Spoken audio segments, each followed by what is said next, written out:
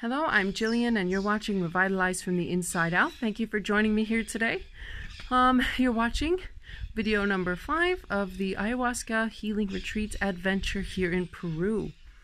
Now, today I'm going to talk to you about my day on San Pedro. So yesterday, we didn't have an ayahuasca ceremony. Instead, we had an a San Pedro day.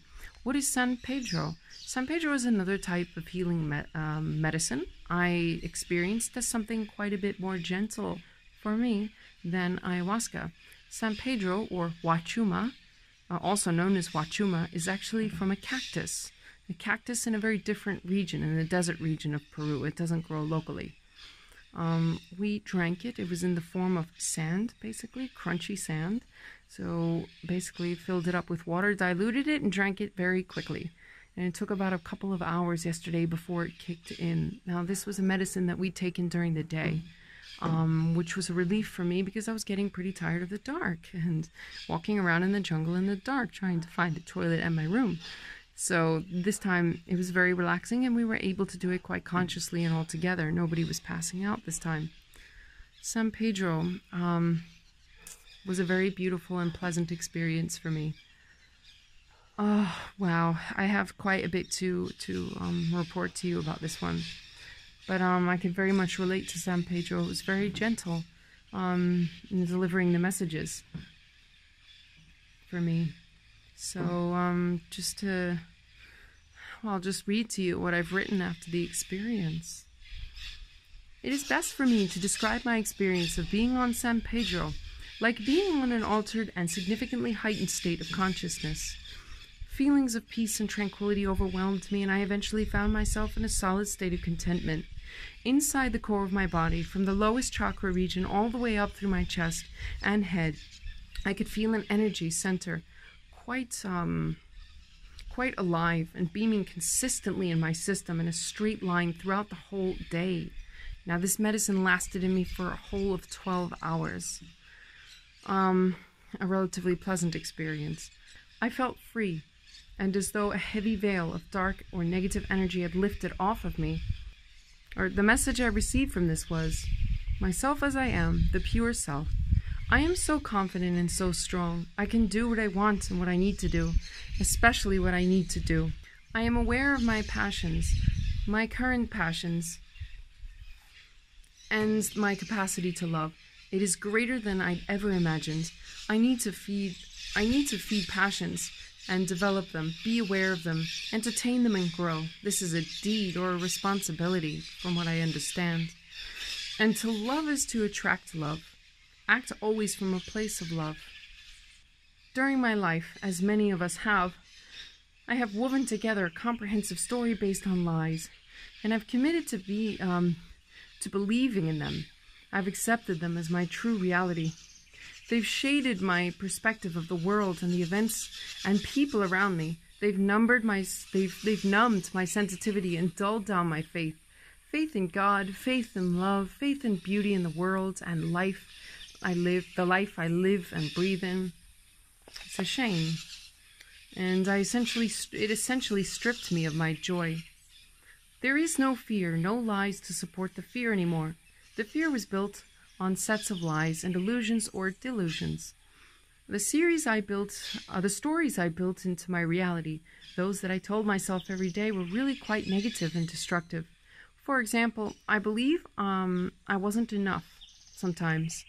I believe I wasn't enough, that I am not enough at times.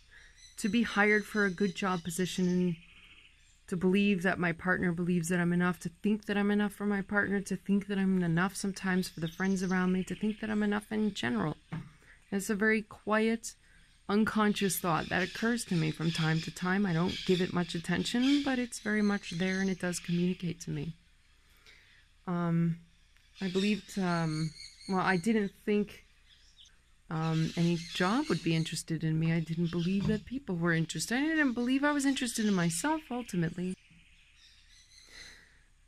I arrived to these conclusions after a set of experiences that I interpreted as negative and hurtful and destructive. I saw the worst of things happening to me on a consistent basis. My focus shifted towards the negative, and my focus was on the anticipation of the negative outcomes. It is like I am manifesting that reality by merely entertaining or even having those thoughts. As Tony Robbins, Jim Rohn, and many other great influential and motivational speakers say, energy flows where attention goes. Now, I wholly believe that. Again, the manifestation of this reality was based on stories held together with sets of lies I chose to believe in. Does this sound familiar to some of you?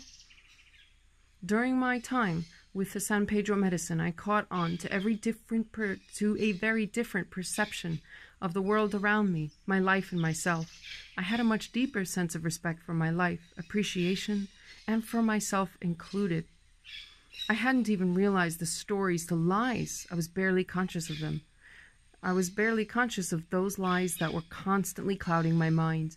My own thoughts were corrupted by severely twisted stories that totally skewed my vision and shaped the false reality where I felt claustrophobic and imprisoned. The scariest thing about this was that I had no idea how I got there, and that I was even suffocating and in such a place at all. It will now take some time and discipline to integrate these new concepts into my life, now that I'm aware. A great deal of awareness placed on my thoughts and on the language I use with myself and others around me, how I am communicating and what I communicate to others. Have clear intentions. Watch the stories, my interpretations and assumptions. Watch what stories they are stringing together. We don't have to believe a thought we think, or rather than viewing life and its circumstances as something that happens to us. Why not see that it is something that happens for us? Yes, so why isn't life something that happens for us? The good, the positive, the boring, the still, the quiet, any aspect of life. I've taken a lot from these experiences. I had the San Pedro medicine twice, and that was a compilation of the experiences between the two of them. I want to say that the experience was quite profound. Basically, I sat with the experience during most of the day, and I walked around this center and just enjoyed the nature, enjoyed the peace and the quiet, enjoyed the messages and the understanding that I was gaining. San Pedro is a wonderful teacher, and ayahuasca definitely laid the foundation for me to receive such messages. At times, with ayahuasca, I felt I could communicate with her, and a lot of times I was, or some spirit. I was communicating my intentions, and I was communicating my fears, and I was communicating my thoughts and my feelings. And she was speaking to me and teaching me like a teacher. So San Pedro and ayahuasca both laid foundations for each other to work as effectively as possible. Now I'm explaining to you my very spiritual and mental approaches to this, but it needs to be known that this medicine heals the body as well. There isn't too much about that I can say in this moment, other than I have a lot of respect for the plants and the medicinal properties that they contain, and the healing powers that they contain as well. Yeah, and I have a lot of respect for the people who are running this retreat center, who are very much a part of that healing process. I couldn't have done it without the circumstances, without Ettore, my partner, and I couldn't have done it without the healer, Jim, or the shaman. So yes, overall, my experiences, were very traumatizing, very profound. And was this adventure worth it? Absolutely, it was worth it. Would I do something like this again? Absolutely, I would do something like this again. Maybe not the same exact experience, but I might find something a little different, but maybe just as intense. There are many adventures you can go on for healing, spiritual growth, mental growth, and physical growth. And as I participate in these, I hope to keep you all in tune, updated, and tuned in to the situations as I produce more videos. Guys, yes, thank you very much for watching. And if you have any questions about anything, please write a message down below. Let me know if you've got questions. I'll be very happy to respond and just provide any information needed.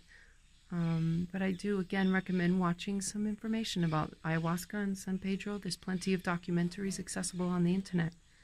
But yeah, a lot of consideration and thought needs to go into this before embarking on such a journey. But from my experience today, after all of that, as exhausting as it was, as life-altering as that was, I definitely say it's very much worth it. Very much worth it. Yeah. So we'll see what happens when I get back to the real world, to the Western world, and begin journeying through my life again and getting back to my day-to-day things. Work, life, friends, activities. We'll see what kind of effect this has. And I hope to keep you all updated on that. Again, guys, stay tuned. Subscribe to my channel below so you don't miss a thing. Hit the notification bell so that you don't miss anything that comes up. Stay up to date. And please, I encourage you to just leave me some messages. Ask me questions. Your feedback would be very helpful. Let me know if there's something you want to hear about as well. Again, you're watching Revitalize from the Inside Out. My name is Jillian. Thank you very much for watching and have a great week. Bye.